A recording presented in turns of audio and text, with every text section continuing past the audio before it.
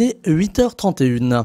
Bretagne 5, l'invité de la matinale, avec la boulangerie-pâtisserie d'Élise des Anges à Pommerais.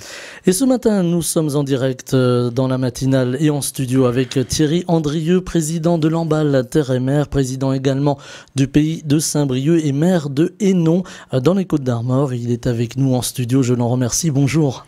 Bonjour à tous. Alors Thierry Andrieux, on va parler de gastronomie ce matin, on va parler aussi de tourisme. Si vous le voulez bien, on va commencer d'ailleurs par le tourisme avec une signature entre plusieurs communautés d'agglomération. On peut les citer, Guingamp-Paimpol agglomération, Leffe Armor communauté, Lamballe Terre et Mer, Saint-Brieuc Armor agglomération et le pays de Saint-Brieuc qui vont travailler ensemble pour développer l'attractivité du département. Alors, qu'est-ce qui a motivé cette signature ? C'est d'abord une destination touristique Saint-Brieuc-Paimpol-les-Caps qui existe sur notre baie de Saint-Brieuc globalement élargie avec, comme vous l'avez dit, Guingamp-Paimpol agglomération et Leffe communauté pour pouvoir promouvoir le tourisme sur le territoire, sachant que globalement au niveau régional il y a 10 destinations touristiques sur toute la Bretagne et l'idée de la Bretagne, de la région, c'était de pouvoir promouvoir le tourisme à l'échelle des baies, donc au niveau de la côte. Donc ce qui a été mis en place, c'est cette destination touristique qui permet de pouvoir promouvoir le tourisme et promouvoir aussi les acteurs économiques, les acteurs locaux du territoire, que ce soit des producteurs jusqu'aux consommateurs. Voilà, donc en fait, une signature qui englobe beaucoup de choses autour du tourisme, même dans cette période un peu compliquée, il faut bien le dire. Est-ce que c'était aussi une façon de ne pas mettre les agglos en concurrence, hein, voilà, je mets des guillemets autour de ce mot concurrence. Oui, effectivement, il ne faut pas qu'il y ait de frontières administratives. On sait bien que le touriste, quand il se déplace sur une belle côte, sur une belle baie de Saint-Brieuc, ne regarde pas ses frontières administratives. Il faut qu'à la limite que l'ensemble des offices de tourisme et des collectivités puissent travailler ensemble. Et c'est pour ça que les 4 intercommunalités, y compris portées par le pays de Saint-Brieuc, puissent s'unir pour pouvoir développer le tourisme sans tenir compte des frontières administratives. Alors ça va se traduire aussi par des coopérations, j'imagine, pour mettre peut-être en lumière telle ou telle destination, tel ou tel lieu.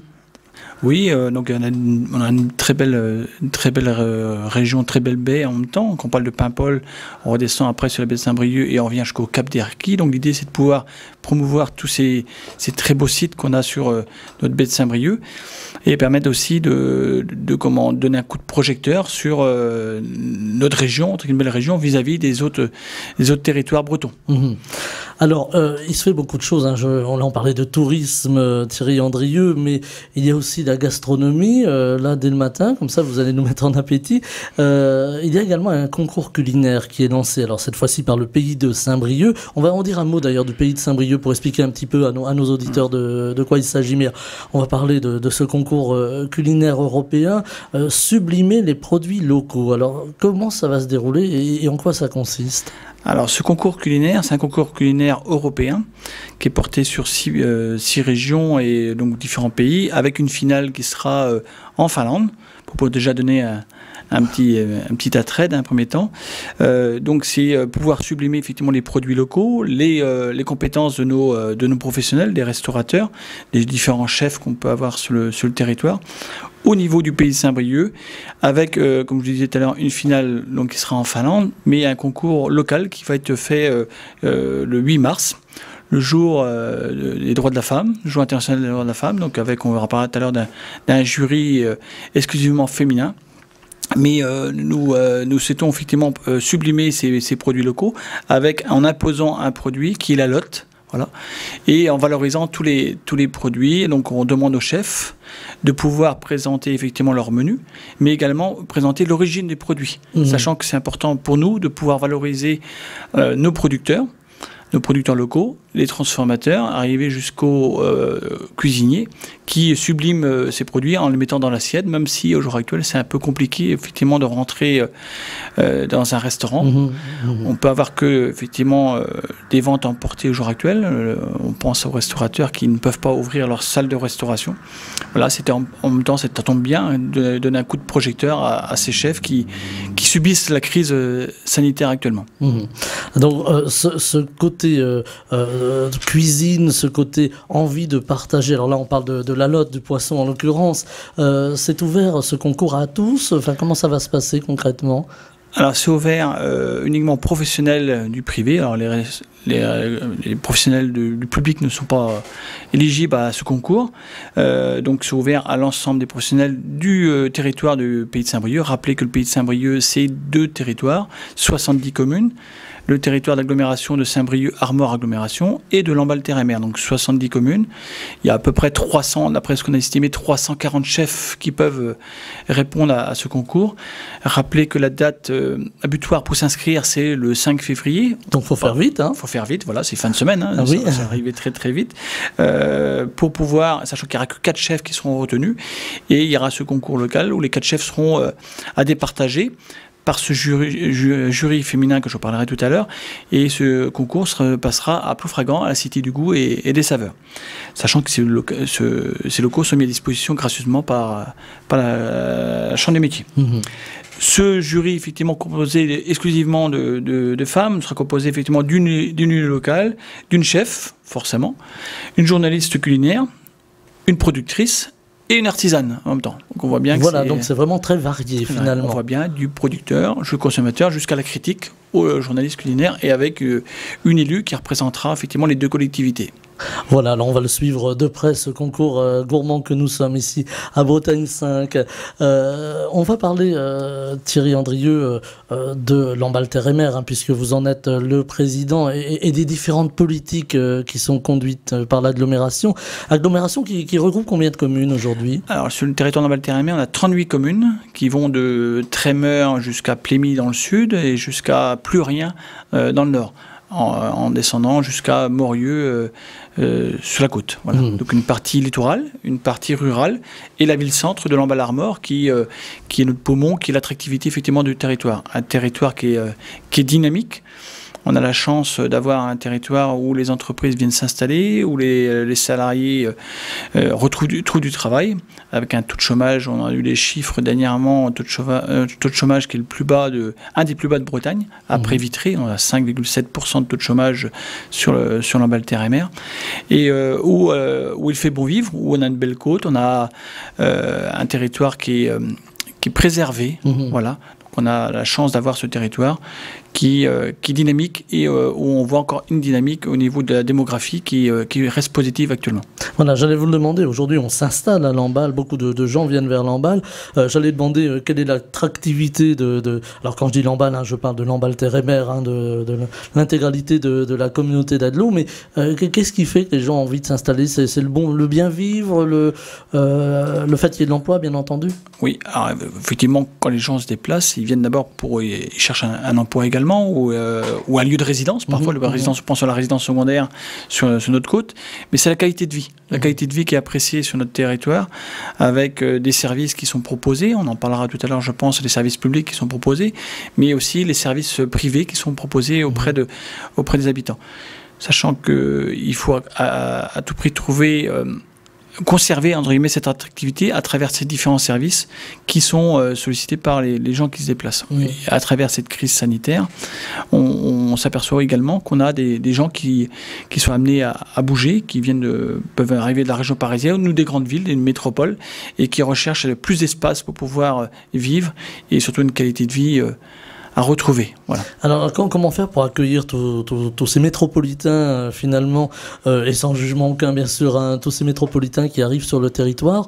Bon, j'imagine que c'est pas toujours simple, hein, parce qu'il faut du logement, il faut des infrastructures, etc. Alors, il y en a une chance déjà sur le territoire, c'est qu'on a quand même une gare TGV qui est à Lamballe, mais même s'il y a un arrêt aussi, il y a des arrêts à différents endroits. Il y a 3 gares sur le territoire de Lamballe Terre et Mer, mais il y a la gare TGV qui nous donne quand même une proximité par rapport à la région parisienne. On est à 2h08 de la région parisienne, donc c'est déjà un moyen d'accès rapide dans un premier temps. On a la RN12 quand même qui irrigue notre territoire également, mais il y a toute la politique habitat qu'on est obligé de développer et adapter par rapport aux règles d'urbanisme qu'on a sur notre territoire. Et on a une politique habitat locale d'habitat qui a développé sur notre territoire, accompagner les primo-accédants pour pouvoir acheter leur terrain ou les maisons qu'ils souhaitent rénover. Une politique aussi sur la rénovation énergétique qui est nécessaire au jour actuel. On le voit bien qu'il faut qu'on puisse accompagner l'ensemble des porteurs de projets et des privés. Voilà.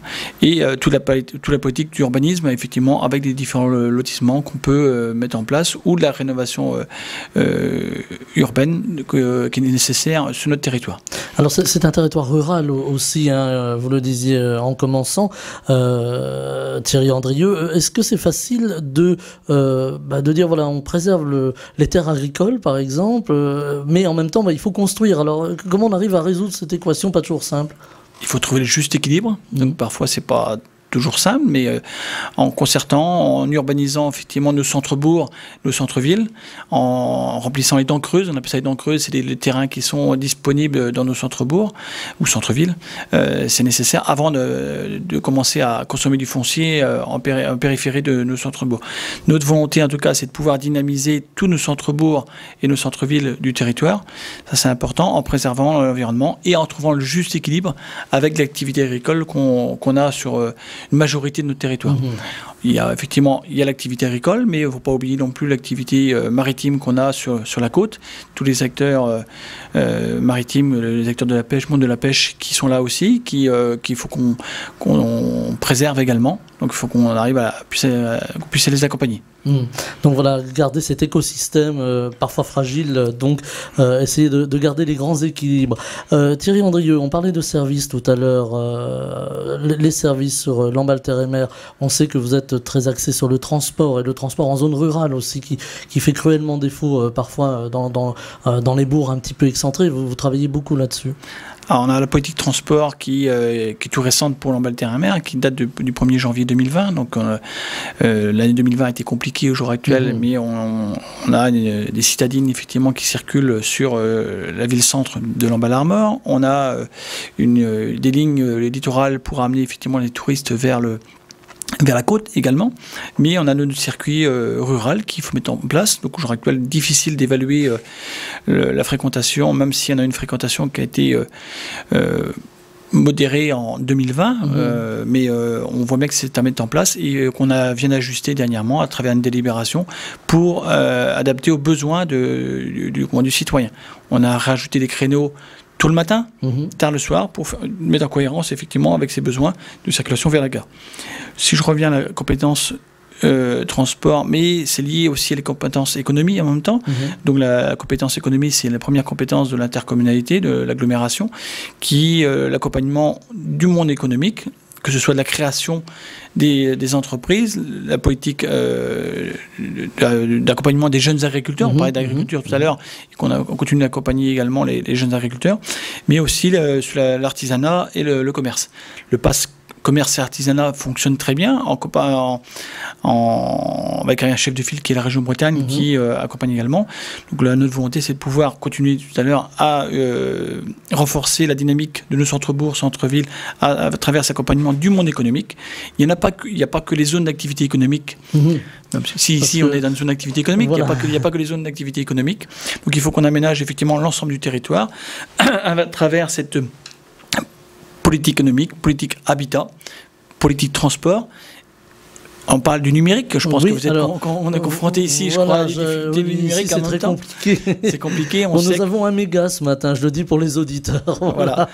Donc c'est à travers Mégalis, à travers le syndicat Mégalis au niveau de la région Bretagne, qui a été une volonté politique forte de pouvoir mettre le très haut débit sur toute la région Bretagne, hormis les zones amies où on avait les opérateurs qui ont développé la fibre, que ce soit à Saint-Brieuc, que ce soit dans les grandes métropoles où la densité était suffisante pour avoir une rentabilité au niveau des opérateurs.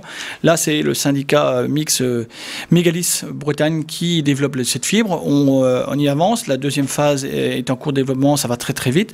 Mais on invite également aussi les propriétaires à parfois élaguer les arbres pour qu'on puisse développer la fibre ou donner les autorisations pour pouvoir développer la fibre dans nos centres-villes. On sait bien que c'est une nécessité sur nos territoires pour le développement économique, mais pas que. On sait bien que le nouvel habitant qui arrive sur le territoire, la première chose qu'il regarde, est-ce qu'on a du très haut débit, est-ce qu'on a du réseau téléphonique. On a quelques zones blanches quand même sur le territoire, donc on avait priorisé dans le passé ces zones blanches. Il reste encore quelques zones blanches qui vont être connectées dès 2021, voilà. Mais la fin du développement de la fibre, du très haut débit en Bretagne, ça sera 2026.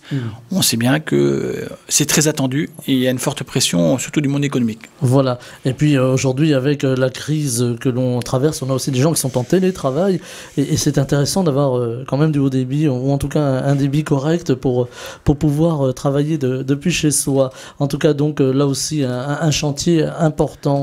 Pour Lamballe-Terre-et-Mer. Un investissement important, pour votre information, c'est à peu près plus d'1 million d'euros qui sont investis tous les ans par Lamballe-Terre-et-Mer sur le très haut débit pour développer la fibre sur tout le territoire. Alors on va parler de cette crise, il nous reste quelques minutes. Thierry Andrieux, ça passe vite dans la matinale. On va parler de cette crise. Comment elle est gérée au niveau de l'intercommunalité? Alors on a accompagné Courant 2020, on a accompagné les entreprises qui ont été fermées à travers une solidarité communale et intercommunale. Il y a eu un fonds d'aide Covid qui a été mis en place. Donc les communes ont participé à la hauteur de 6 € par habitant et l'intercommunalité par 2 € par habitant pour amener un fonds pour accompagner les entreprises pour une aide directe de 1 200 € pour ces entreprises qui ont été fermées administrativement. À savoir qu'il y a eu près de 300 entreprises qui ont été accompagnées sur l'ensemble du territoire, que ce soit des petites communes ou des petites supérettes jusqu'à des restaurateurs qui ont été fermés également. On pense également actuellement à cette période qui est très compliquée. On en parlait tout à l'heure à travers le concours culinaire à ces restaurants au jour actuel qui ne peuvent pas ouvrir leur salle de restauration. Je sais que le préfet est amené à réfléchir, à nous faire une proposition aujourd'hui sur une convention qui pourrait être signée entre les entreprises et les restaurants ouvriers dans le cadre du BTP. En tout cas, nous, on est très sensibles par rapport à ça. On a effectivement accompagné à travers cette aide directe avec ces solidarités, je rappelle, commune, intercommunalité, mais on a aussi mis en place une exonération fiscale sur la CFE à hauteur des 2/3 qui était pour les entreprises qui étaient éligibles courant juillet 2020. Donc cette solidarité qui marche aussi dans les communes, hein, je le disais en commençant, Thierry Andrieux, vous êtes aussi maire de Hénon. Alors Hénon, c'est dans les Côtes-d'Armor, hein, c'est pour nos auditeurs qui sont peut-être un petit peu loin de la Bretagne. Alors je dis petite commune, il n'y a rien de péjoratif, hein, c'est une commune rurale, on peut le dire comme ça. Comment, alors là c'est au maire que je m'adresse, comment on peut gérer une crise sans commune mesure qui nous a frappé de plein fouet? Comment on le fait au niveau d'une commune avec les détresses qui peuvent en découler? Alors déjà, je veux dire, effectivement, une commune de Hénon proche de Saint-Brieuc, au centre entre Saint-Brieuc, Lamballe et Loudéac, au centre de 4 bassins d'emploi, donc un territoire où on a quelques commerces, on a des commerces quand même qui subissent cette crise. Comment on les accompagne? D'abord, premièrement, par l'écoute, c'est important d'être présent sur le territoire pour les accompagner. Quand nous sommes propriétaires de locaux, nous avons fait une exonération de loyer pendant cette période de confinement où les entreprises ont été fermées. Je pense à trois professionnels qui ont été subis par la crise. Et donc, du coup, on a exonéré ces loyers. Et autrement, on l'a pu s'accompagner à travers une écoute principalement et à travers le lien des aides économiques de Lamballe-Terre-et-Mer et de la commune. Dire qu'ils ont été quand même confrontés, ils ont eu un double impact dernièrement à travers le couvre-feu de 18 h où la majorité des salariés, quand ils rentrent sur notre territoire, ne peuvent pas consommer que ce soit récupérer leur pain à la boulangerie ou passer à l'épicerie, ou même récupérer du tabac au niveau du bar tabac. Donc là, c'est une grosse difficulté. Plus les restaurateurs qui pouvaient amener à faire des propositions en fin de journée de la vente à emporter, cela malheureusement ils ne peuvent pas, ils sont un double impact par rapport à cette activité. Écoute, c'est important. Soutien psychologique, c'est important aussi. Remonter des informations à travers aussi les chambres consulaires, que ce soit la CCI ou Chambre des métiers.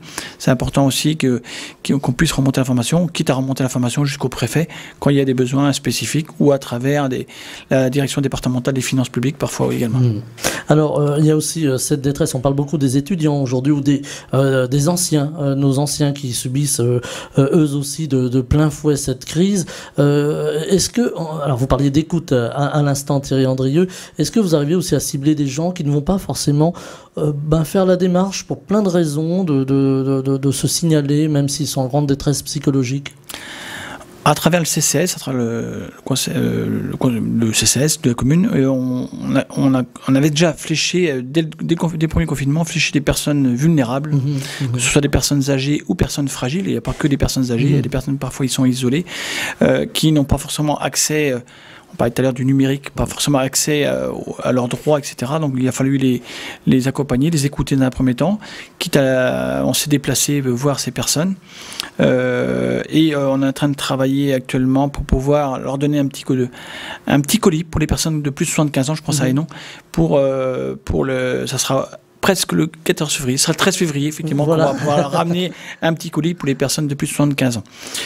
Nous sommes très attentifs à ça. On sait à travers l'assistante sociale, etc., qu'on puisse également les accompagner. Donc on est très sensible. On n'en parle pas parce que forcément on ne peut pas en parler, mais en tout cas on est très attentif à travers le CCS et les membres du CCS qui interviennent sur le territoire. Alors une dernière question, Thierry Andrieux. Est-ce que cette crise que l'on subit toujours et encore, qui est longue, qui dure et qui a priori malheureusement ne nous a pas épargné, ne va pas nous épargner, est-ce que ça amène aussi une réflexion dans la manière de faire de la politique locale, j'entends? Moi, je n'aime pas beaucoup changer par rapport à ça. Je reste très terre à terre et je reste très à l'écoute par rapport au territoire. Mais on voit bien qu'il y a une transition, une mutation au jour actuel des modes de consommation. Donc il faudra qu'on s'adapte par rapport à ces modes de consommation. On voit bien que les consommateurs ramènent plus à la consommation locale, à condition aussi que les professionnels s'adaptent sur le territoire pour s'adapter à cette mutation, à cette transition qui est nécessaire. On voit bien qu'on a parlé du numérique tout à l'heure, qu'il faut qu'on puisse axer sur le renforcement du numérique sur l'aménagement du territoire. On le voit bien, c'est une grande nécessité. Oui, on s'adapte. Globalement, un politique au jour actuel est obligé de s'adapter jour après jour par rapport à l'évolution de la société. Et en tout cas, pour moi, il faut qu'on reste surtout à l'écoute et qu'on puisse s'adapter par rapport à la transition de la population, des modes de consommation sur notre territoire. Que ce soit à l'Ambalterre-et-Mer, que ce soit sur le pays de Saint-Brieuc, que ce soit à Hénon. En tout cas, on reste très à l'écoute par rapport à l'ensemble des demandes des citoyens. Eh bien, Thierry Andrieux, c'est sur cette constatation et sur cette écoute dont vous nous parliez à l'instant que l'on va se quitter. Je rappelle que vous êtes président de l'Ambalterre-et-Mer, président du pays de Saint-Brieuc et maire de Hénon. Et vous étiez en direct avec nous ce matin dans le studio de la matinale et je vous en remercie. Je vous souhaite une très belle journée. Bonne journée à vous tous. Bretagne 5 matin, Stéphane Hamon.